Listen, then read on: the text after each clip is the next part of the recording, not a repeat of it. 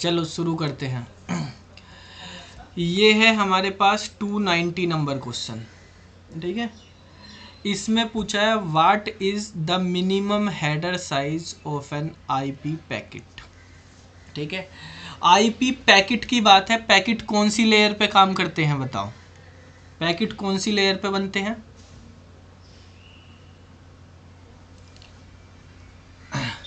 किसी ने पढ़े? 60 बाइट। नहीं, कौन सी लेयर पे काम करते हैं पैकेट? कल आपको बताया था कि जो जो सॉफ्टवेयर लेयर होती है क्या वो होता है। देखो बेटा, जैसे आपको कल बताया था कि जो हमारे पास सॉफ्टवेयर लेयर होती है उसमें डेटा की फॉर्म में होता है, ठीक है। जो एप्लीकेशन लेयर, प्रेजेंटेशन लेयर और सेशन लेयर होती हैं। जो हमारे पास ट्रांसपोर्ट लेयर होती है, ट्रांसपोर्ट लेयर के अंदर डेटा जो है हमारे किस फॉर्म में होता है, वो सेगमेंट, अगर टीसीपी यूज़ कर रहे, अगर यूडीपी यूज़ कर रहे तो डेटाग्राम की फॉर्म में होता है। और नेटवर्क लेयर होती है, जो नेटवर्क लेयर पे डेटा हमारे पास पैकेट की फॉर्म में होता है। फिर इसके बाद डेटा लिंक लेयर होती है जिसमें डेटा फ्रेम की फॉर्म में आ जाता है। और लास्ट में हमारे पास फिजिकल लेयर में डेटा बिट की फॉर्म में आ जाता है। तो मतलब ये कौन सी लेयर की बात कर रहा है? नेटवर्क लेयर की बात कर रहा है। नेटवर्क लेयर पे डेटा हमारे पास पैकेट की फॉर्म में होता है। और आईपी जो है, आईपी भी बताया था, आईपी एड्रेस या लॉजिकल एड्रेस हमारे पास जो है कहाँ पे काम करते हैं? नेटवर्क लेयर पे ही काम करते हैं। तो जो आईपी एड्रेस के बारे में पूछा इसने कि आईपी एड्रेस कितने उसका होता है हमारे पास, बिट का। तो आईपी एड्रेस तो हमारे पास 32 बिट का होता है। लेकिन ये कह रहा है कि हेडर का साइज, आईपी के हेडर का साइज, ठीक है, वो कितने बाइट का होता है। यहाँ पे बाइट में ऑप्शन दिए हुए हैं आपके पास, ठीक है, बिट में नहीं दिए हुए। तो मिनिमम हेडर साइज दिया हुआ है। तो देखो मतलब वो कितना डेटा, जब हम आईपी के थ्रू जो पैकेट बनता है, पैकेट में हम कितना डेटा लेके जा सकते हैं। एक पैकेट का साइज़ के बारे में बात करें, पैकेट में हमारे पास डेटा भी जाता है, सोर्स एड्रेस भी, डेस्टिनेशन एड्रेस भी। सोर्स एड्रेस और डेस्टिनेशन एड्रेस तो 32 बिट के ही होंगे, वे तो आईपी एड्रेस होंगे। जो आईपी का हेडर होता है वो हमारे पास 20 बाइट का होता है। तो इसका आंसर हमारे पास 20 बाइट्स होगा, ठीक है। आईपी के हेडर होते हैं जिसमें कौन से प्रोटोकॉल से आप ले जा रहे हो, आईपी उसका वर्जन होता है IPv4 या IPv6, आप जो है कौन सा वो यूज़ कर रही, टेक्निक यूज़ कर रही, स्विचिंग वगैरह, वे भी सब होते हैं। सोर्स का एड्रेस, डेस्टिनेशन का एड्रेस, डेटा वगैरह, ये सब चीज़ें होती हैं। ऐसे ही 291 नंबर क्वेश्चन है। इसमें कहा है कि विच of the following provide reliable communication. कल बताया था रिलायबल कम्युनिकेशन कौन सा प्रोटोकॉल देता है इसमें से, टीसीपी, आईपी या यूडीपी या सारे। रिलायबल का मतलब गारंटी देना कि आपके पास जो है डेटा से वो होगा, ट्रांसफ़र हो ही जाएगा, सबमिट हो जाएगा। उसकी एक्नॉलेजमेंट भी देता है कि आपका डेटा ट्रांसफ़र हो गया है। तो कौन सा प्रोटोकॉल से पता चलता है? रिलायबल मतलब कनेक्शन ओरिएंटेड भी बोलते हैं इन प्रोटोकॉल को। जो हमारे पास प्रोटोकॉल वो होता है, हाँ बिल्कुल सही, जो हमारे पास रिलायबल है, रिलायबल प्रोटोकॉल मतलब कनेक्शन ओरिएंटेड प्रोटोकॉल जो एक्नॉलेजमेंट भी देगा, तो वो टीसीपी प्रोटोकॉल होता है, ट्रांसमिशन कंट्रोल प्रोटोकॉल, ठीक है। IPv6 का साइज कितना होता है, एड्रेस साइज? IPv6 16 128। बिट। 16 कहाँ है बेटा, 16 तो ऑप्शन भी नहीं। 64 अच्छा 64। 64 नहीं होता बेटा, 128 बिट होता है, ठीक है। तो ये 128 बिट होगा। IPv4 32 का होता है और IPv6 128 बिट का होता है, ठीक है। अगर IPv6 और IPv4 में डिफरेंस की बात करी जाए, V4 और V6, आप मोबाइल से डेटा चला रहे तो मोबाइल में आजकल IPv6 ही यूज होते हैं। मोबाइल वाईफाई से चला रहे तो IPv4 होंगे, ठीक है। मोबाइल में आप देखना माई IP एड्रेस, ठीक है, तो वो आपको IPv6 के फॉर्मेट में दिखाएगा, इसमें IPv4 के फॉर्मेट में, अगर वाईफाई वगैरह से यूज़ कर रहे हो। तो देखो ये 32 बिट का होता है, ये 128 बिट का होता है। इसमें 4 पार्ट में ये डिवाइड होता है, 4 पार्ट बने होते हैं, इसमें 8 पार्ट बने होते हैं। तो एक पार्ट में कितनी बिट होंगी बताओ भाई, 4 पार्ट बना दिए 32 के, तो एक पार्ट में कितनी बिट होंगी? 8 बिट्स होंगी ईच पार्ट में, ठीक है। तो इसमें कितनी होंगी? 16 होंगी, 16 अट्ठे 128 होते हैं, इसमें 16 बिट होंगी ईच पार्ट में। ठीक है, ये जो है हमारे पास 8 बिट का होता है, इसको ऑक्टेट बोलते हैं, ऑक्टेट। ठीक है, 8 का ऑक्टेंट होता है तो एक ऑक्टेंट बोलते हैं। ठीक है, इसको बेसिकली हम या तो बाइनरी में रिप्रेजेंट करते हैं या हम डेसिमल में रिप्रेजेंट करते हैं। ठीक है, आईपी एड्रेस को, जो IPv4 का होता है, इसको या तो बाइनरी में रिप्रेजेंट करेंगे या हेक्सा में रिप्रेजेंट करेंगे। ठीक है, हेक्साडेसिमल में, क्योंकि ज़्यादा बड़ा हो जाएगा 128 बिट, तो हेक्सा में 4 का ग्रुप बना के कर लेते हैं। इसमें जो आईपी एड्रेस होता है डॉट का यूज करते हैं सेपरेटर में, सेपरेटर डॉट से होता है, इसमें कोलन जो होता है वो सेपरेटर होता है। जैसे आप आईपी एड्रेस देख रहे हैं कि 128.0.1.5 ऐसे लिख दिया, तो इसमें पॉइंट सेपरेटर होते हैं। इसमें अगर लिखे हुए, ठीक है, हेक्सा में लिखे होंगे 4 डिजिट का होगा हेक्सा में, तभी तो 16 बिट बनेंगी 4 डिजिट की। ठीक है, इस तरह से बना दिया 5A9 2, इस तरह से यहाँ पे कोलन में बनते हैं, इस तरह से बनते हैं। तो इनमें ये डिफरेंस होता है। तो 128 बिट जो है हमारे पास IPv6 में होती है। ठीक है, इसके बाद अगर हम बात करें, कल की वीडियो आपको मिल गई होगी है, उसको रिवाइज कर लेना, नोट्स भी उसमें से नोट कर लेना जो पढ़ाया था। नेक्स्ट बेटा देखो, इसमें कहा साइज ऑफ नेटवर्क बिट और होस्ट बिट ऑफ क्लास ए, कल पढ़ाया था ये। क्लास ए की नेटवर्क बिट और होस्ट बिट का साइज बताओ कितना होता है। तो क्लास ए में आपको बताया था कि जो हमारे पास क्लास ए होती है उसमें इस तरह से होता है NHHH, H मतलब होस्ट, N मतलब क्या होता है, नेटवर्क। तो अभी आपको बताया कि 4 पार्ट में होते हैं। ये वाला हमारे पास सारे पार्ट 8 बिट के होते हैं, 32 बिट होनी हमारी 4 पार्ट में डिवाइड होता है। ठीक है, तो 24 बिट तो हमारे पास होस्ट के लिए होती हैं। ठीक है, नेटवर्क में जो हमारे पास फर्स्ट बिट होती है, फर्स्ट बिट यानी MSB जो होगी वो क्लास को रिप्रेजेंट करती है, वो उससे हमें पता चलता है कौन सी क्लास है। अगर किसी भी IP एड्रेस की MSB पहले ऑक्टेंट की पहली बिट MSB 0 है तो उसका मतलब है वो क्लास A का है। ठीक है, अगर वो 10 है तो वो क्लास B का है, इस तरह से चलती है। अगर वो 110 है तो वो क्लास C का है। ठीक है, ये रिप्रेजेंट करती हैं। तो ये बताया था इतनी बिट जो है हमारे पास रिजर्व रहती हैं, ये आइडेंटिफाई करती हैं, आइडेंटिफाई। ठीक है, किस चीज़ को आइडेंटिफाई करती हैं कि हमारे पास पहली बिट तो आइडेंटिफाई करती है क्लास को, आइडेंटिफाई द क्लास। ठीक है, और नेक्स्ट की 7 बिट जो है वो आइडेंटिफाई करती हैं नेटवर्क को। ठीक है, उनको नेटवर्क को बताती है, आइडेंटिफाई द नेटवर्क। ठीक है, और लास्ट की 24 बिट जो होती हैं वो आइडेंटिफाई करती हैं हमारे पास होस्ट को। तो नेटवर्क के लिए कितनी बिट यूज हो रही है इसमें, 7 बिट यूज हो रही, 24 बिट होस्ट के लिए हो रही। तो ए वाला आंसर हो जाएगा। देखो आपको क्लास के बारे में, क्लास की रेंज के बारे में बता देता हूँ, इससे क्वेश्चंस आ जाते हैं। हमारे पास क्लास फुल और क्लास लेस 2 तरह के IP एड्रेस होते हैं। वैसे क्लास के बारे में अगर बात करें, ठीक है, तो आपको सबने डिजिटल में नंबर सिस्टम तो सबने अच्छे से पढ़े ही हुए हैं। ठीक है, तो अगर पहले ऑक्टेंट से हमारे पास क्लास के बारे में पता चल जाता है।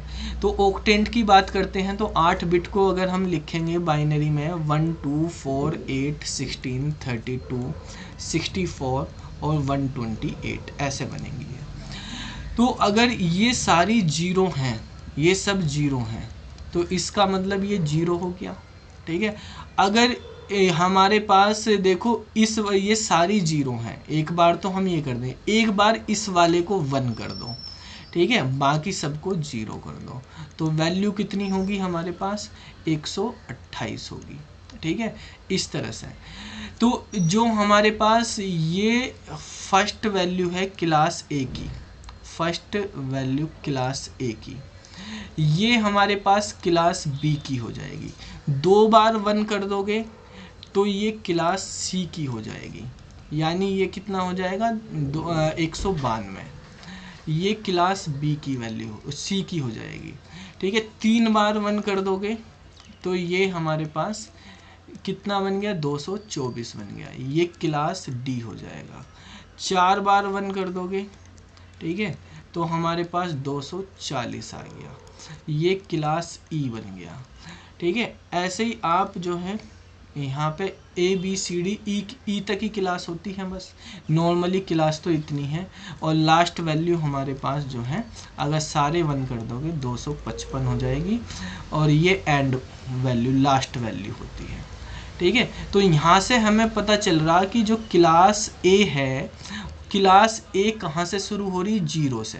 क्लास बी 128 से शुरू हो रही, तो 0 से लेके 127 तक की जो रेंज होती है वो क्लास ए की रेंज होती है। अगर पहले वाले ऑक्टेंट में 0 से 127 है और 0 से 127 रखेंगे तो पहली बिट हमेशा 0 ही रहेगी, तो वो हमारे पास जो है क्लास ए होती है। जो क्लास बी होती है, क्लास बी जो है 128 से शुरू होगी, 191 तक चलेगी, क्योंकि 192 से क्लास सी चलनी है। क्लास सी हमारे पास 192 से चलती है और 223 तक चलती है।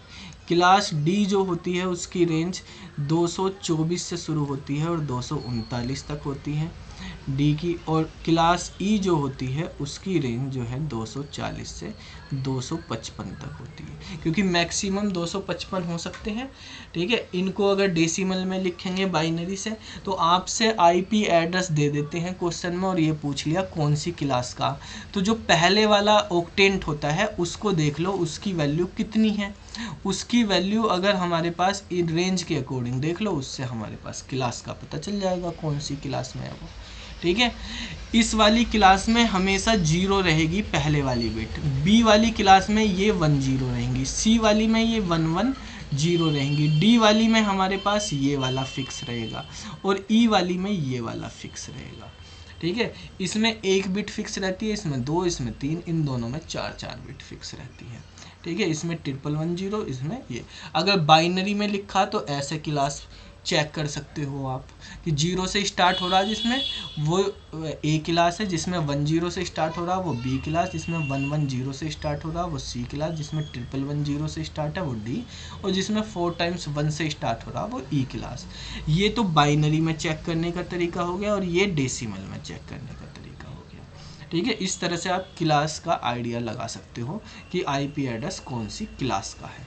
ठीक है, अब देखो नेक्स्ट क्वेश्चन में कहा what does router do in a network. Network में राउटर क्या करता है, राउटर कौन सी लेयर पे काम करता है, लेयर कौन सी होती है राउटर की, नेटवर्क लेयर।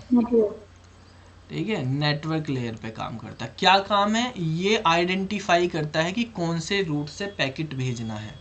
ठीक है, रूट को आइडेंटिफाई करता है कि कौन सा बेस्ट रूट है हमारा पैकेट भेजने के लिए। तो ये कह रहा forward a packet to all outgoing link, कि जितने भी लिंक हैं जाने के सब पे भेज देता है, या forward a packet to the next free outgoing, या जो फ्री लिंक है आगे उस पे भेजेगा, या determine on which outgoing packet link a packet to be forwarding, या ये बताएगा डिटरमाइन करेगा निकालेगा कि कौन से लिंक से भेजना, या ये फॉरवर्ड कर देगा सारे लिंक पे, ओरिजिनल लिंक को छोड़ के, जहाँ से आया है पैकेट उसको छोड़ के बाकी सब पे भेज देगा। बताओ क्या होना चाहिए इसका आंसर। आपको चारों ऑप्शन बता दिए। राउटर का क्या काम है इनमें से, राउटर का काम होता है बेस्ट पाथ पता करना कि कौन सा बेस्ट पाथ है जिससे सबसे जल्दी पहुंच जाए। बेस्ट पाथ में हम देखते हैं सबसे नज़दीक हो, और नज़दीक होने में भी फिर ये भी देखना कि उसमें ट्रैफिक ना हो। ठीक है, वो फ्री भी होना चाहिए, उसमें जाम ना होना चाहिए। मान लिया तुमको आना है अपने घर से मुखर्जी नगर आना है, तो 2-3 रास्ते हैं, एक रास्ते पे जाम ही लग रहा, आपने मोबाइल में देखा तो उस पर नहीं जाओगे, दूसरे से आ जाओगे, जिससे जल्दी पहुंचा जा सके और कम कॉस्ट में पहुंचा जा सके, वो हमें यहाँ पे डिफाइन करना, डिटरमाइन करना। तो बेस्ट रूट डिटरमाइन करने का काम करता है राउटर। ठीक है, फिर उसके अकॉर्डिंग आगे तो ये डिटरमाइन करता है कि कौन सा रूट बेस्ट है हमारा, determine on which outgoing outing link a packet to be forwarded. तो सी वाला आंसर इसका हो जाएगा। ठीक है। अब बताओ इंटरनेट किस चीज़ का एग्जाम्पल है। इंटरनेट में यहाँ पे दे रखा cell switch network, circuit switch network या पैकेट स्विच नेटवर्क। इनसे स्विचिंग से रिलेटेड भी आपके पास क्वेश्चन आ सकते हैं। स्विचिंग का मतलब होता है कि स्विचिंग एक मेथड होता है जिसके थ्रू हम पैकेट को आगे भेजते हैं, ठीक है। जो हमारा डेटा है एक जगह से दूसरी जगह भेजने के टेक्निक को, मेथड को हम स्विचिंग बोलते हैं। स्विचिंग जो है बेसिकली अगर हम बात करते हैं नेटवर्क में स्विचिंग, तो स्विचिंग हमारे पास एक होती है सर्किट स्विचिंग। 3 तरह की होती हैं, एक सर्किट स्विचिंग, एक पैकेट स्विचिंग और एक मैसेज स्विचिंग, ठीक है। सर्किट स्विचिंग यूज करी जाती है टेलीफोन नेटवर्क में। टेलीफोन नेटवर्क में मतलब सर्किट स्विचिंग में जो सेंडर है और रिसीवर है वो पहले से ही जो है जितने भी रिसोर्सेस हैं उनको ऑक्यूपाई कर लेता है। आप किसी को फ़ोन करोगे तो आपने फ़ोन पकड़ लिया, फ़ोन कोई दूसरा यूज नहीं करेगा, आप बात कर रहे तो आपके लिए हो गया। कोई दूसरे की कॉल आएगी वो बीच में आप नहीं डिस्टर्ब करने दोगे, उसको रोक दोगे, ठीक है। आपकी चल रही तो कोई दूसरा नहीं करेगा। आपने होल्ड पे भी रख रखा तो होल्ड पे ही रखा रहेगा, ठीक है, लेकिन उस होल्ड के उसमें भी कोई दूसरा नहीं। एक डेडिकेटेड लाइन पे काम करता है ये सर्किट स्विचिंग, यानी इसमें पहले से ही पाथ भी फिक्स होता है कि किस पाथ से हमें डेटा भेजना, ठीक है। रिसोर्सेज भी पहले से ही तैयारी करके चलते हैं। जैसे मान लिया आपको कहीं घूमने जाना है तो आपने टूर बना रखा, कोई पिकनिक है या वैकेशन टूर बना रखा, आप गोवा घूमने जा रहे हैं तो 1 हफ्ते पहले से सारी प्लानिंग कर ली, आपने होटल भी बुक कर लिया, कौन से होटल में रुकोगे, क्या क्या एक्टिविटी करनी वो पहले से ही बुक कर ली, टिकट भी बुक कर लिए, सारी चीज़ कर ली। तो ये हो गया सर्किट स्विचिंग। एक ये पैकेट स्विचिंग है, इसमें सारा काम एक साथ नहीं करते हम। पैकेट का मतलब टुकड़ों में तोड़ दिया हमने डेटा को। भाई हम यहाँ से हमने टिकट बुक कर लिया, चलो बाकी कपड़े वपड़े हम नहीं ले रहे, ना होटल बुक करा, वहीं जाएंगे, जो बढ़िया लगा वो ले लिया वहीं पे, ठीक है। जो हमें क्या नाम जी एक्टिविटी सही लगी, जिससे लगी वहीं पे देखेंगे, वहीं पे करेंगे, पहले से कोई बुकिंग नहीं करी। तो इसमें जो है पैकेट में यही होता है कि आपके पास पैकेट में डेटा डिवाइड कर दिया जाता है छोटे छोटे पार्ट में, और जो भी हमें बेस्ट लगता है एट ए टाइम उस पाथ से हम भेज देते हैं। पहले से कोई फिक्स पाथ नहीं होता, ठीक है। अलग अलग पाथ से भी हमारे पास डेटा जा सकता है। तो ये पैकेट स्विचिंग में काम करा जाता है। पैकेट स्विचिंग भी 2 तरह की होती है हमारे पास, डेटाग्राम में भी करते हैं, वर्चुअल सर्किट में भी करते हैं। मैसेज स्विचिंग जो है ये हमारे पास स्टोर एंड फॉरवर्ड कॉन्सेप्ट पे काम करती है। इसमें आप जो है डेटा को पैकेट की फॉर्म में मल्टीपल पाथ में तो रखते हो, लेकिन एक जगह भेजते हो, वहाँ पे जब तक आगे का आपको पाथ नहीं मिलता वहीं पे रुक जाते हो, ठीक है। वहाँ पे रुके रहेंगे, फिर वहाँ पे आगे के रिसोर्सेज पाथ फ्री मिलेंगे तब आगे बढ़ोगे। तो वो मैसेज है। मैसेज स्विचिंग बेसिकली इसके एग्जाम्पल होते हैं। इसका एग्जाम्पल टेलीफोन है। पैकेट स्विचिंग का एग्जाम्पल इंटरनेट में हम यूज़ करते हैं। इसमें कम फ्रीक्वेंसी पे, कम बैंडविड्थ पे भी काम चल जाता है। स्टोर एंड फॉरवर्ड स्विचिंग होती है पोस्ट ऑफिस में, कि पोस्ट ऑफिस में आप वो डाल के आए, लेटर डाल के आ गए, ठीक है, या चेक बुक बैंक में चेक दे के आ गए, तो वो पोस्ट ऑफिस वाले मान लिया 11 बजे वो डब्बे में से लेटर निकालते हैं, तो आप 12 बजे गए तो वो आपका पड़ा रहेगा अगले दिन तक, अगले दिन 11 बजे आएगा। तो 11 बजे के बाद से अगले दिन 11 बजे तक जितने भी बंदे हैं वो वहीं पे पड़े रहेंगे, उनके लेटर वो अगले दिन खुलेगा। तो स्टोर कर दिया उन्होंने पहले एक जगह, जब इकट्ठा हो गया उनके पास डेटा पूरा, तब वो आगे चलेंगे। जैसे मेट्रो होती है, मेट्रो में क्या होता है 2 मिनट रुकना, वो 30 सेकंड रुकना है एक स्टेशन पे, तो वो 30 सेकंड रुकती है, चाहे सवारी हो ना हो, ठीक है, चल देती है। लेकिन बस वाले, ऑटो वाले क्या करेंगे, जब तक बस फुल नहीं होगी तब तक चलेंगे नहीं, वे वहीं रुके रहेंगे, फुल करके ही चलेंगे। तो वो फुल करके चलने वाला काम मैसेज में हो गया, ठीक है। तो स्विचिंग हमारे पास 3 तरह से ये होती है। तो यहाँ पे पैकेट स्विच नेटवर्क जो है हम इंटरनेट में यूज करते हैं, ठीक है बेटा। अब नेक्स्ट है हमारे पास कि प्रोटोकॉल क्या डिफाइन करता है। प्रोटोकॉल का मतलब होता है सेट ऑफ रूल। जैसे हमारे पास संविधान है, संविधान में रूल लिखे हुए हैं, ठीक है, कि किस तरह से देश में आपको देश को चलाना है, किस तरह से रहना है, सबके अलग अलग रूल हैं। तो ऐसे ही इंटरनेट को कैसे यूज़ करना है, आपको नेटवर्क को कैसे यूज़ करना, उसके भी रूल बने हुए हैं। उन रूल को ही हम प्रोटोकॉल बोलते हैं, ये किस तरह से यूज़ करने। तो जैसे आप मान लिया सिम लेते हैं, सिम की कैटेगरी है, माइक्रो सिम है, मिनी सिम है, नॉर्मल सिम है। तो आप फ़ोन किसी भी कंपनी का ले लो, सिम किसी भी कंपनी का, स्लॉट उसी के साइज़ के बने होते हैं, स्लॉट के साइज़ के सिम बना, सब एक दूसरे से कम्युनिकेट करेंगे। ऐसा नहीं मोबाइल वाला बड़ा स्लॉट बना दे, उस स्लॉट के सिम ही ना आते हों, ठीक है, ऐसा थोड़ी होगा। सब एक दूसरे से को फॉलो करते हैं कि इसी तरह से होना चाहिए, स्टैंडर्ड फॉलो करे जाते हैं, रूल फॉलो करे जाते हैं, जिससे कहीं पे प्रॉब्लम ना हो, ठीक है। तो अब हमारे पास जैसे यहाँ पे 296 नंबर का क्वेश्चन है, इसमें कहा है कि प्रोटोकॉल क्या डिफाइन करता है, ठीक है। तो इसमें कहा है हमारे पास कि protocol define what data is communicated, क्या डेटा हम कम्युनिकेट करेंगे, क्या डेटा हम भेज रहे हैं, ठीक है, कैसे भेजेंगे हम डेटा को और कब भेजेंगे हम डेटा को। तो ये सारी चीज़ प्रोटोकॉल ही डिफाइन करते हैं। तो ऑल ऑफ द अबव उसका आंसर हो जाएगा, ठीक है। जो भी इंटरनेट पे हम काम कर रहे हैं, नेटवर्क के पे काम कर रहे हैं, वो सब है प्रोटोकॉल ही।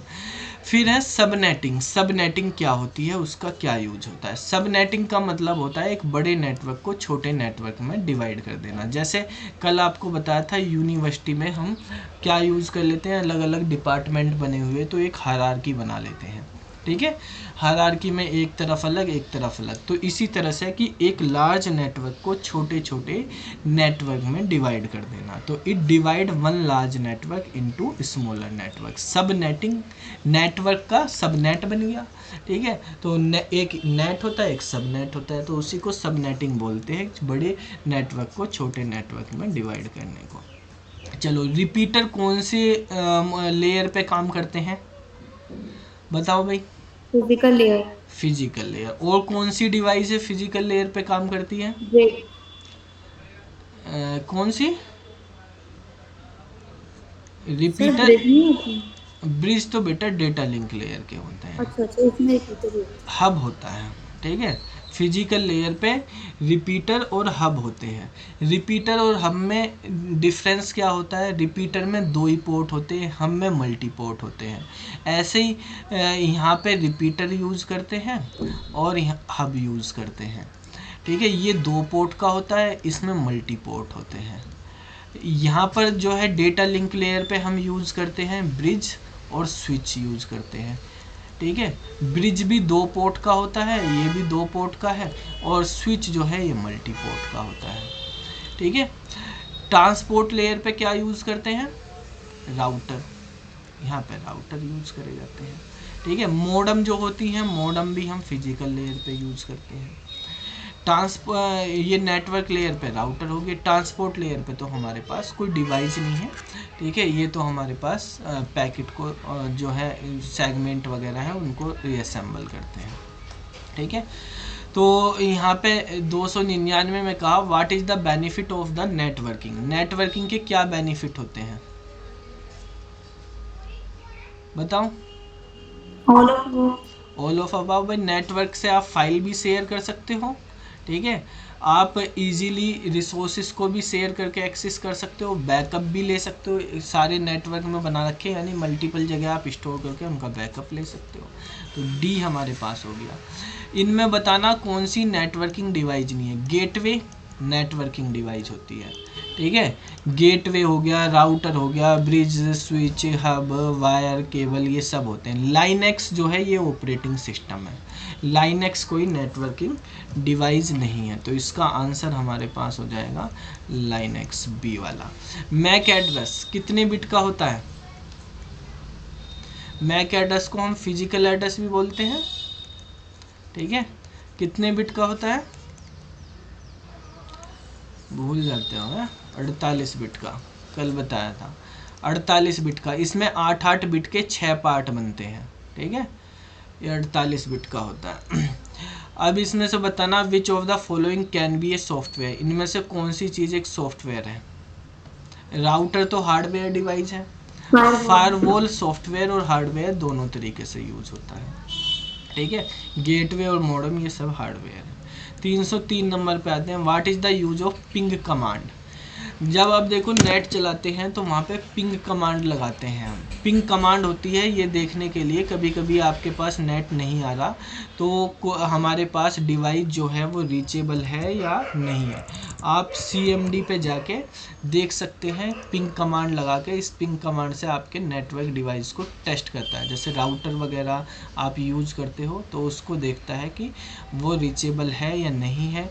ठीक है, आपके पास नेट कभी कभी नहीं आता तो आप पिंग कमांड से चेक कर सकते हैं क्यों नहीं आता। देखो ये सब पिंग कमांड बताती है। ठीक है, कि पिंग कमांड जो है कि होस्ट किस तरह से है, ये सब इसमें ऑप्शन भी है। -4 करेंगे IPv4, ये सारी चीज़ें इसमें ऑप्शन के साथ आप यूज़ कर सकते हैं, जो जिस चीज़ आपको देखनी उसके अकॉर्डिंग। ठीक है, तो बेसिकली पिंग कमांड जो है हमारे पास test a device on the network reachable is reachable, a वाला ऑप्शन इसका हो जाएगा यहाँ पे। ठीक है, मैक एड्रेस किस चीज़ का एग्जाम्पल है? एग्जाम्पल मतलब यही पूछा है इसमें कौन सी लेयर दे रखी, कौन सी लेयर पे काम करता है। फिजिकल पे कहाँ करेगा बेटा, फिजिकल एड्रेस बोलते हैं, वो फिजिकल नहीं। मैक एड्रेस कौन रीड करता है? राउटर, वो स्विच, कल बताया था ना, स्विच रीड करता है। मैक एड्रेस को स्विच पढ़ता है। ठीक है, राउटर IP एड्रेस को पढ़ता है, मैक एड्रेस को स्विच रीड करता है। स्विच कौन सी लेयर पे होते हैं? डेटा लिंक लेयर पे। तो डेटा लिंक लेयर पे होता है हमारे पास मैक एड्रेस। ठीक है, अब नेक्स्ट है, देखो राउटिंग टेबल बनाते हैं। राउटिंग टेबल राउटर बनाता है, तो उस राउटिंग टेबल में राउटर क्या रखेगा ये बताओ, पढ़ो और बताओ। इसमें मैक एड्रेस रखेगा, या पोर्ट नंबर रखेगा जो नेटवर्क डिवाइस को मिले, या डिस्ट्रीब्यूट करेगा IP एड्रेस नेटवर्क डिवाइस को, या रूट रखेगा जिस रूट से हमें डेटा को डेस्टिनेशन तक पहुंचाना है। डी वाला होगा भाई। मैक एड्रेस का काम तो स्विच का होता है, राउटर का काम होगा, उसके लिए कैम टेबल बनती है। ठीक है, पोर्ट नंबर का कोई इसका मतलब नहीं, IP एड्रेस डिस्ट्रीब्यूट थोड़ी कर रहा है, इसका राउटर का तो काम राउटिंग है। IP राउटिंग टेबल में तो रूट रखे जाते हैं, किस रूट से हमें डेटा भेजना है, रूट कैलकुलेट करके वो रखे जाते हैं। लेयर 2 पे स्विच काम करता है। ठीक है, लेयर 2 कौन सी होती है? Data link layer. ठीक है, उस पर स्विच काम करता है। स्विच को और क्या बोलते हैं हम? अभी बताया था थोड़ी देर पहले ये क्वेश्चन में। मल्टीपोर्ट का हब बोलेंगे, या मल्टीपोर्ट का स्विच बोलेंगे, या मल्टीपोर्ट का ब्रिज बोलेंगे, या NIC बोलेंगे? ब्रिज बोलेंगे भाई। मल्टीपोर्ट का ब्रिज हो जाता है, ब्रिज की तरह ही काम करता है। अगर ब्रिज में मल्टीपोर्ट लगाना तो उसी को हम स्विच बोल देते हैं। स्विच मल्टीपोर्ट के होते हैं और ब्रिज जो है हमारे पास 2 पोर्ट के होते हैं, तो मल्टीपोर्ट ब्रिज को ही हम स्विच बोल देते हैं। स्विच तो अपने आप में मल्टीपोर्ट होता ही है, तो इसको हमें लगाने की ज़रूरत नहीं है यहाँ पर। तो कि इसने कहा क्या बोलते हैं, अगर ये वाला ऑप्शन लगा दे तो स्विच ही है, स्विच से अलावा क्या बोलते हैं उसको ये बताना। देखो नेक्स्ट हमारे पास ये 2 केबल के नाम दिए हुए हैं, T568A और 568B। ठीक है, ये केबल के नाम है। इन केबल में आपको डिफरेंस बताना, A वाले और B वाले। T ट्विस्टेड पेयर केबल होते हैं, तो इनमें हमें डिफरेंस बताना है, क्या डिफरेंस है। तो ये कलर जो है बेसिकली इनके वायर में डिफरेंस होता है, अलग अलग कलर के वायर होते हैं, बाकी ये सब एक ही जैसे होते हैं, बस कलर का डिफरेंस होता है। ठीक है, इनकी लेंथ, ठीक है, वायर्स इनमें कितने होते हैं, स्टैंडर्ड मैन्युफैक्चरिंग एक ही है, सब ट्विस्टेड पेयर में ही T है, भाई A B में कलर का डिफरेंस हो जाता है। जैसे आप दुकान से लेने चले जाओ, वायर लेना चले जाओ, ट्विस्टेड पेयर आपने देखे होंगे, डोरी होती है ना, नॉर्मल वायर एक दूसरे पे लिपटी हुई।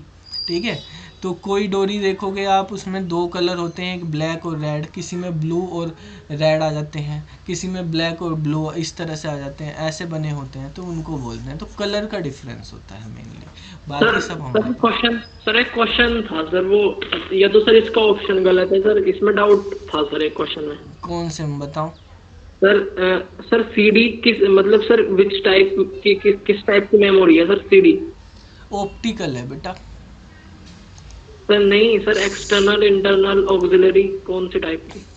बेटा एक्सटर्नल यूज़ करते हैं ना, CD तो बाहर से यूज़ करते हैं, जो चीज़ें बाहर भी यूज़ कर लेते हैं, सिस्टम से अलग से भी यूज़ करते हैं, उसको एक्सटर्नल बोलते हैं। जो सिस्टम में इनबिल्ड होती है वो इंटरनल होती है। इसका ऑक्सिलरी दे रखा आंसर की, ऑक्सिलरी मेमोरी है। हाँ, तो ऑक्सिलरी भी ऑप्टिकल मेमोरी भी बोलते हैं उनको। ठीक है, ऑप्टिकल मेमोरी होती है नॉर्मली हमारे पास वे। ठीक है। और जो हमारे पास एक्सटर्नल चीज़ें होती हैं उनको हम ऑक्सिलरी भी बोलते हैं, ठीक है।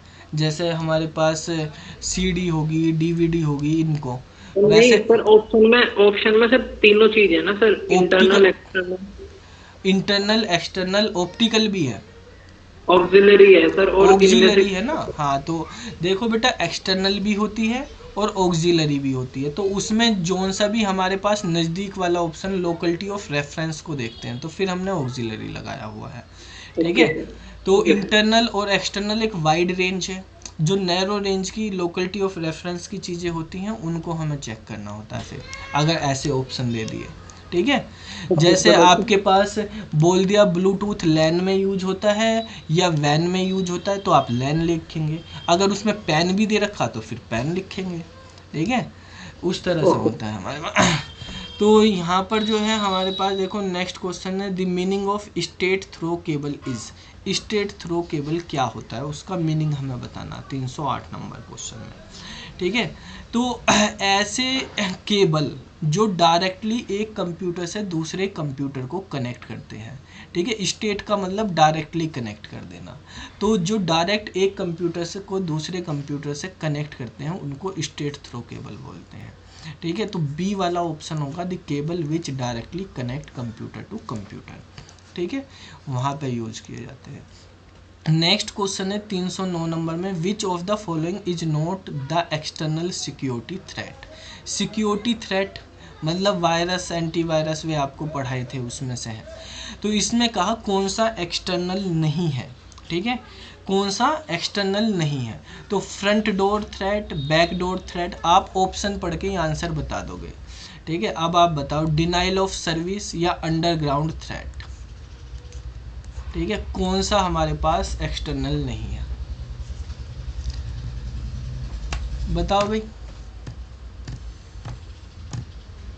कौन बच्चा बताए। कॉमन सेंस का क्वेश्चन है, कॉमन सेंस से ही बता दोगे आप, हर चीज़ें याद भी नहीं करी जाती, कितनी चीज़ें कॉमन सेंस से भी लगाई जाती हैं। एक्सटर्नल नहीं है ये पूछो है, फ्रंट डोर, फ्रंट डोर, अच्छा देखो बेटा, अंडरग्राउंड होगा। हाँ ग्राउंड सर, अंडरग्राउंड। अंडरग्राउंड होगा, ये सही है। फ्रंट डोर का मतलब जैसे मान लिया आपके पास घर है, तो डोर बने हुए, फ्रंट डोर से कोई आ रहा है या बैक डोर से, मतलब बाहर से ही आ रहा है, जब दरवाजे से आ रहा तो फ्रंट डोर से आए, वो सामने से आए या पीछे से आए, आ तो रहा बाहर से ही, ठीक है। डिनाइल ऑफ सर्विस आपको पढ़ाई थी कि डिनाइल ऑफ सर्विस जो है कि बहुत सारे हिट कर देना किसी सर्वर पे, ठीक है।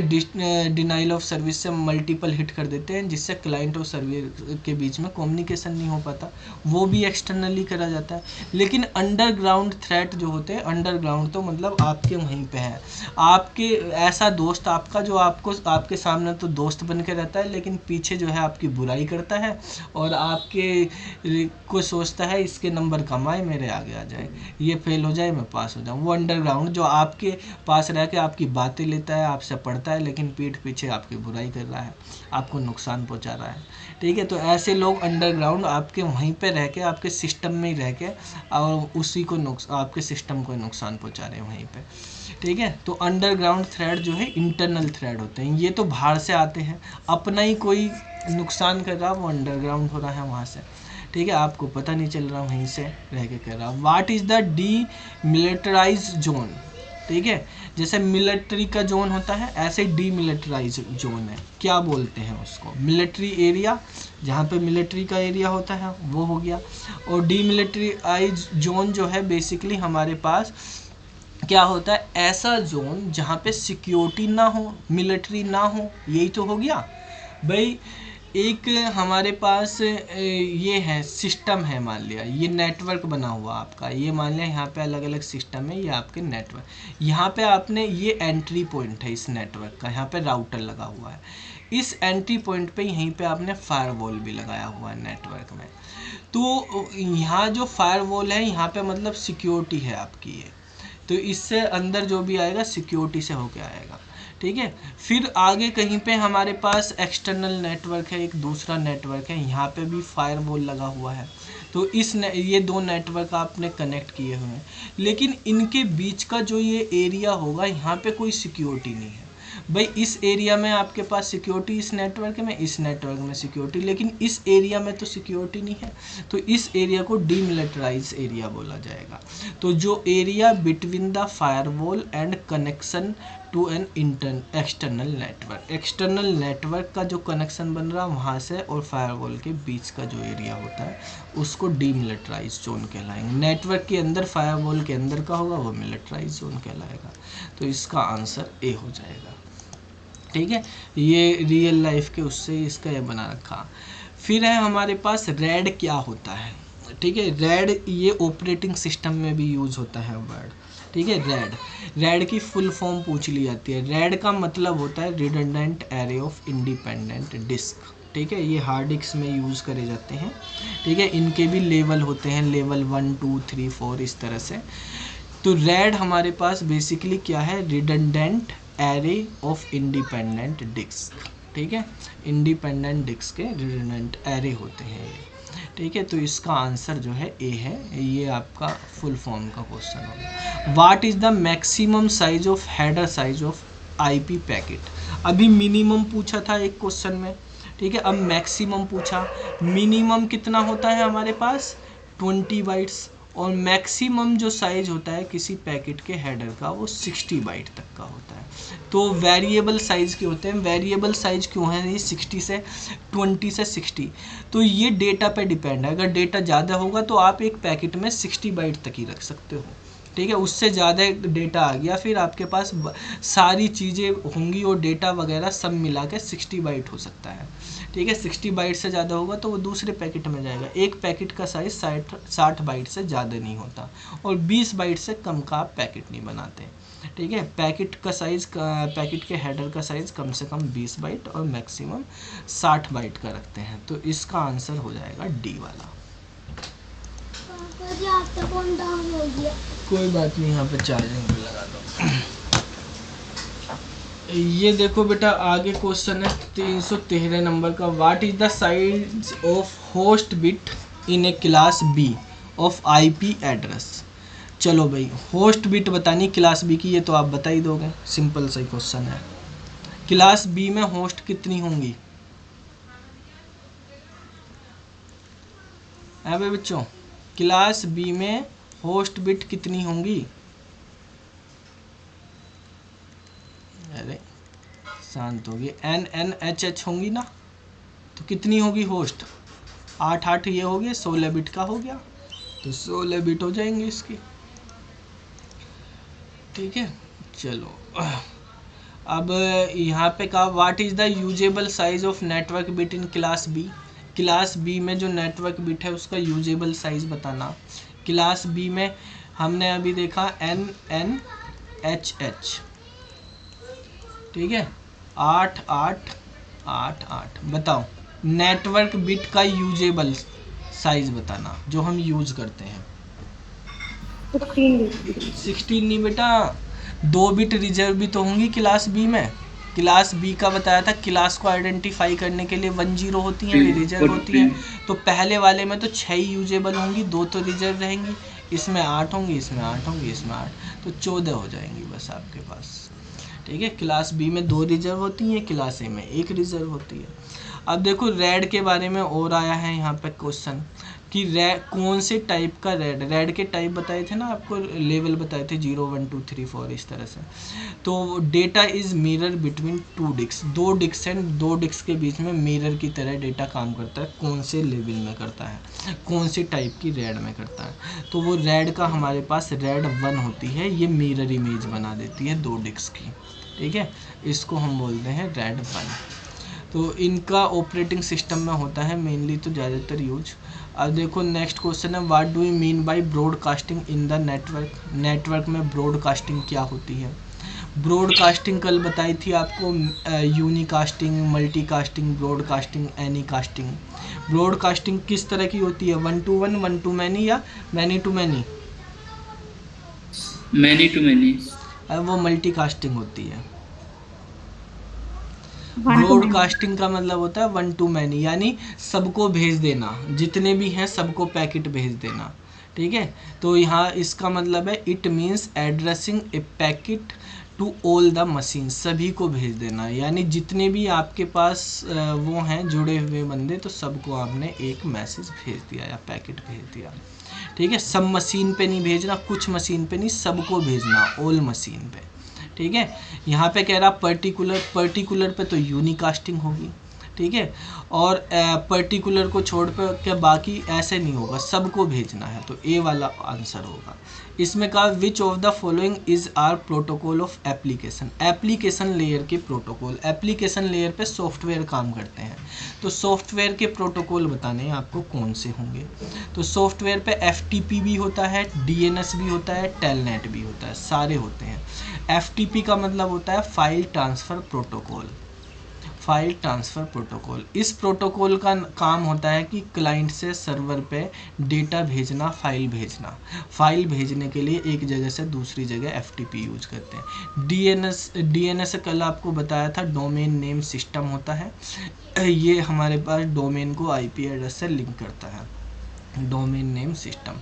टेलनेट जो होता है, टेलनेट हम यूज़ करते हैं कि जैसे आपको रिमोटली कोई एक्सेस करना है चीज़ें, जैसे एनीडेक्स है उससे आपको करना है, या टीम वीवर है, रिमोटली किसी चीज़ को एक्सेस करना, तो वहाँ पे टेलनेट का यूज़ करा जाता है। तो इसका डी आंसर हो जाएगा। 318 में कहा है which of the following protocol is are define in the transport layer, कौन सा प्रोटोकॉल ट्रांसपोर्ट लेयर पे होता है, जल्दी से बता दो, बहुत ही सिंपल क्वेश्चन है। TCP और UDP सर। दोनों होते हैं, TCP और UDP, तो डी आंसर इसका हो जाएगा। 319 नंबर, ठीक है, 319 नंबर का क्वेश्चन है। इसमें कहा what is the IP address range of API-PA, इसकी वो बतानी है आपको, रेंज बतानी है, किस रेंज में हमारे पास काम करता है। ठीक है, तो बेसिकली हमारे पास जो ये एक नेटवर्क का टाइप है हमारे पास, इस रेंज में जो है बेसिकली 169 जो है, सारे के सारे आपके 169 के, ठीक है, 169.254.0 से लेके ये वाली जो C वाली रेंज है, ये हमारे पास API-PA नेटवर्क की होती है। ठीक है, नॉर्मली ये वाली रेंज, कुछ रेंज है आपको मैं बता देता हूँ।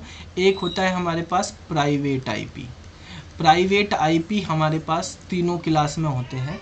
एक क्लास A होती है, अगर कोई भी IP एड्रेस 10 से शुरू हो रहा है तो वो प्राइवेट होता है, वो आपको पब्लिकली नहीं मिल सकता, यानी आपके मोबाइल पे, आपके कंप्यूटर पे वो IP नहीं बन सकता। वो IP जैसे ऑनलाइन एग्ज़ाम होते हैं वहाँ पे 10 वाले IP यूज़ करती हैं कंपनी। प्राइवेट है मतलब वो इंट्रानेट पे काम करता है, वो इंटरनेट पे नहीं आ सकते प्राइवेट IP। ठीक है, तो 10.0.0.0 से लेके 10.255 मतलब लास्ट की वैल्यू कुछ भी हो, ठीक है, शुरू की वैल्यू 10 होगी, तो ये क्लास A का प्राइवेट IP है।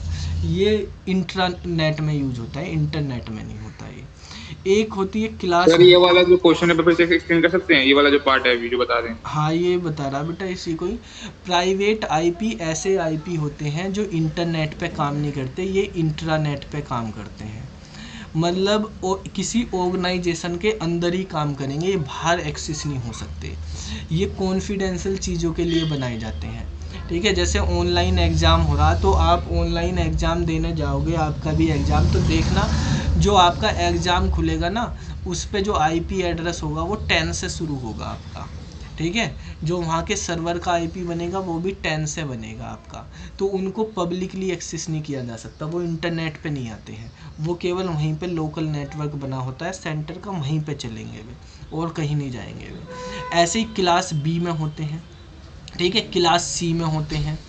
तो ये हमारे पास क्लास A का प्राइवेट IP हो गया। क्लास B होता है, क्लास B में हमारे पास 172.16.0.0 से लेके 172.31.255.255 तक के, ये हमारे पास प्राइवेट IP होते हैं। क्लास C में आप देखते हैं राउटर को आपको एक्सेस करना आपने, तो 192.168 0.1 से आप करते हैं तो ये सेटिंग के लिए राउटर के लिए होता है, ये किसी सिस्टम को नहीं मिलता। यहाँ से लेके 192.168.255.255 ये हमारे पास इस तरह से। ऐसे ही API-PA का जो है ये वाला होता है, तो सबके लिए बने होते हैं हमारे पास। देखो आप मैं यहाँ पे लिखता हूँ कि 192 ठीक है .168.0.1 तो हमारा राउटर ओपन हो जाएगा। यहाँ पे टेंडा का हमने राउटर लिया हुआ है, इंटरनेट का वाईफाई का कनेक्शन, 6 डिवाइस अभी चल रही हैं इसमें, इतने की डाउनलोड स्पीड आ रही है, इतने की अपलोड स्पीड आ रही है, ठीक है। तो इंटरनेट कनेक्ट होता है राउटर से, राउटर से हमने अपना कंप्यूटर कनेक्ट किया हुआ है। तो इस तरह से हमारे पास यहाँ पे जो है ये आपके पास डिवाइस को नहीं मिलते, ये सेटिंग करने के लिए यहाँ पे internet setting, wireless setting, bandwidth, ये सब आप यहाँ पे कर सकते हैं, ठीक है। ऐसे ही हमारे पास जैसे ये दिया हुआ है आपके पास API-PA, ठीक है, आप इसको भी देखेंगे API-PA, ये हमारे पास IP भी होते हैं, ठीक है। तो इसके IP की अगर हम बात करते हैं, जो रेंज हमें यहाँ पे दी हुई है ये हमारे पास होता है, देखो यहाँ पे आप देखेंगे इसमें कहा है कि ऑटोमेटिक प्राइवेट IP एड्रेसिंग, ये सब प्राइवेट IP होते हैं और इनकी रेंज जो है हमारे पास ये भी 169.254.0.1 से लेके 169.255 जो हमने वहाँ पे लिखा, तो इसका मतलब होता है ऑटोमेटिक प्राइवेट IP एड्रेसिंग, ठीक है। तो ये हमारे पास इस तरह से प्राइवेट में यूज़ करे जाते हैं सारी चीज़ें। ये ऑटोमेटिक बनती है, इसकी रेंज ये वाली होती है, बाकी अलग अलग क्लास के जो आपको बताए हैं वो हमारे पास आपके इस रेंज में आते हैं, ठीक है। तो उससे प्राइवेट IP के बारे में हम निकाल लेते हैं। अब देखो नेक्स्ट क्वेश्चन है हमारे पास। हाँ, क्लास B किस लिए यूज होता है? क्लास B तो बेटा पब्लिकली है, ABC पब्लिकली यूज होते हैं, लेकिन इनमें भी कुछ IP हैं जो आप पब्लिकली यूज नहीं कर सकते, ये वाले IP प्राइवेटली होते हैं। सब क्लास में कुछ IP हैं जो प्राइवेट होते हैं, बाकी पब्लिकली होते हैं। इंटरनेट के लिए ABC क्लास ही यूज होती है, ठीक है। D क्लास जो है मल्टीकास्टिंग के लिए यूज होती है, और जो हमारे पास क्लास होती है E क्लास होती है, E क्लास आपको बताई थी किस लिए यूज होती है, रिसर्च के लिए यूज होती है E क्लास, तो उसमें रिसर्च एंड डेवलपमेंट का काम होता है E क्लास में, ठीक है। अब देखो नेक्स्ट कहा है हमारे पास कि विच of the following is correct in VLSM, ठीक है। VLSM के बारे इसका में मतलब कि सर जो क्लास A होता है मतलब वो रिसर्च एंड डेवलपमेंट के लिए, क्लास B आपका प्राइवेट मतलब जो बता रहे थे वो, और क्लास C मल्टीटास्किंग के लिए, यही है ना सर इन तीनों नहीं का? बेटा, मल्टीकास्टिंग के लिए क्लास D, रिसर्च के लिए क्लास E, ABC जो क्लास है ये इंटरनेट के लिए, इंटरनेट, इंट्रानेट या एक्सट्रानेट सब इन्हीं पे ही चलते हैं, ठीक है। क्लास ABC पे ये पब्लिकली यूज होते हैं। इनमें से कुछ IP होते हैं जो प्राइवेटली होते हैं, जो मैंने लिखवा दिए कौन कौन से प्राइवेट होते हैं, बाकी सब पब्लिक होते हैं, ठीक है। कुछ हमारे पास 100 ये IP होता है 127.0.0.1, इसको बोलते हैं लोकल होस्ट। ये आपके सिस्टम का, जब आपका सिस्टम जो है लोकल होस्ट पे कनेक्ट है इंटरनेट से नहीं, तो इसका IP ये होता है। हर सिस्टम का अपना लोकल जो IP होता है वो 127.0.0.1 होता है, इसको लोकल होस्ट बोलते हैं या लूप बैक एड्रेस बोलते हैं, इसको लूप बैक एड्रेस भी बोलते हैं, ठीक है। तो ये हमारे पास आपको IP एड्रेस, ये चीज़ें IP में नहीं मिलती। एक 0.0.0 ये जीरो वाले भी नहीं मिलते, ये गेटवे में यूज करे जाते हैं। तो जीरो वाले आपके सिस्टम को असाइन नहीं हो सकते, 127 वाले असाइन नहीं हो सकते, 10 वाला असाइन नहीं हो सकता, 192.168 वाला नहीं हो सकता, 172.16 से लेके 172.31 तक के असाइन नहीं हो सकते। ये सब प्राइवेट काम के लिए है, ठीक है, इनके कुछ स्पेसिफिक काम है। अब इसमें कहा which of the following is the correct in VLSM। VLSM के बारे में, VLSM का मतलब होता है variable length subnet mask, subnet mask. Subnet mask क्या होता है? सबनेट मास्क ये बताता है कि हमारे नेटवर्क में कितने कंप्यूटर जुड़े हुए हैं, कितनी सबनेट बनी हुई हैं, ठीक है। ये सारी चीज़ें आइडेंटिफाई करते हैं हम सबनेट मास्क से। तो वेरिएबल लेंथ का सबनेट मास्क हो सकता है। सबनेट मास्क में जो भी वैल्यू होंगी वो वैल्यू हमारे पास ऐसे 1 2 4 8 16 32 64 और 128 8 बिट का होता है।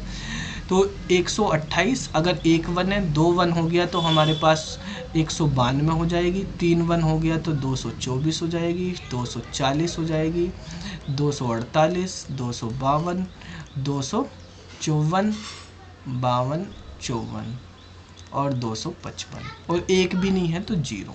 तो सबनेट मास्किंग में केवल ये ही वैल्यू यूज करी जाती है। इनके अलावा कोई भी वैल्यू लिखी हुई है तो वो गलत सबनेट मास्क है, ठीक है। जब भी हम सबनेट मास्क लिखते हैं तो ऐसे लिखते हैं, जैसे क्लास ए का है, क्लास ए का सबनेट मास्क लिखना तो NHH ऐसे लिखते हैं। n की वैल्यू 255 होती है और इनकी वैल्यू 000 होती है। क्लास बी का सबनेट मास्क लिखना तो वो 255, 2n होते हैं, उसमें 2h होते हैं तो 00। क्लास सी का सबनेट लिखना तो 255, 255, 255 और 0। जब तक एक 255 नहीं होगा आप अगले में कुछ वैल्यू नहीं लिख सकते। ये 255 से अलग भी हो सकते हैं। क्लास के तो ऐसे ही होंगे, क्लास लेस में 255 के अलावा ये वाली वैल्यू भी लिखी जा सकती है। लेकिन जब पहले वाले में 255 होगा तभी दूसरे वाले में कोई वैल्यू लिखेंगे, नहीं तो वो 0 ही रहेगी, ठीक है।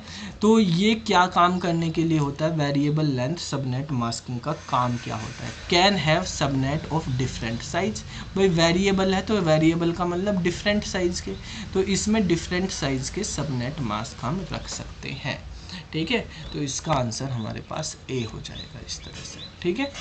तो ये क्वेश्चंस हमारे पास, कुछ क्वेश्चंस हमने यहाँ पे किए हैं। बाकी जो है आपको मैं ये जो क्वेश्चंस हैं सर को भेज दूंगा, सर से आप ले लेना क्वेश्चंस, ठीक है। इनकी प्रैक्टिस कर लेना, वीडियो भी दे देंगे, ठीक है। और जो कुछ डाउट हो वो बाद में पूछ लेंगे। हाँ सर, डाउट था एक। हाँ पूछो बेटा। डाउट नहीं था, बल्कि सर कंपाइलर और इंटरप्ट के बारे में थोड़ा एक्सप्लेन कर दीजिएगा। कंपाइलर और इंटरप्रेटर है बेटा। Yes, sir. कंपाइलर और इंटरप्रेटर दोनों ही हाई लेवल लैंग्वेज को लो लेवल लैंग्वेज में कन्वर्ट करते हैं बाइनरी में, ठीक है। लेकिन क्या होता है, कंपाइलर सारे डेटा को एक ही बार कर देता है, ठीक है। और जो हमारे पास वो होता है इंटरप्रेटर, वो लाइन बाय लाइन करता है। जैसे एक प्रोग्राम आपने लिखा, प्रोग्राम में मान लिया 10 लाइन लिखी, 1 2 3 4 5 6 7 8 9 10 ये। तो अगर आप कंपाइलर यूज़ करेंगे तो वो 10 की 10 लाइन को एक साथ डाल देगा स्कैनर में और स्कैनिंग करेगा, उनको सारे को देखेगा, जहाँ भी एरर आएगी वो सारी बताता चलेगा आपको। इंटरप्रेटर क्या होता है, पहली लाइन को पहले चेक करेगा, अगर इसी में गलती तो वो आगे देखेगा ही नहीं, यहीं पे बता देगा आपको क्या है प्रॉब्लम, ठीक है। तो पहले इसको सही करो फिर इसको। Interpreter line by line code को चेक करता है और जो कंपाइलर होता है वो पूरे कोड को एक साथ करता है, ठीक है। तो इंटरप्रेटर और कंपाइलर में मेन डिफरेंस यही है। बाकी दोनों जो है हमारे पास क्या करते हैं, हाई लेवल लैंग्वेज को लो लेवल में करते हैं। मेन डिफरेंस यही होता है, एक लाइन बाय लाइन करता है, एक पूरे कोड को एक साथ करता है, ठीक है। Okay sir. चलो तो भाई क्लास आज की यहीं पे समाप्त करते हैं, 11 बज गए। सर हाँ बेटा। सर जैसे कि हमारे एग्जाम में वो आता है ना, जनरल अवेयरनेस आती है कंप्यूटर से रिलेटेड, तो सर वहाँ के क्वेश्चंस कहाँ से पढ़ें? वहाँ के क्वेश्चन देखो बेटा, मैं आपको बता देता हूँ, थोड़ा सा इसको शेयर जैसे हिस्ट्री वगैरह भी आ जाती है। हाँ हाँ, आप ये वेबसाइट है SP शर्मा क्लासेस, आपको पहले बताई थी, ठीक है। इसमें थ्योरी भी है, क्वेश्चन भी। यहाँ पे डाउनलोड में जाना, ठीक है बेटा।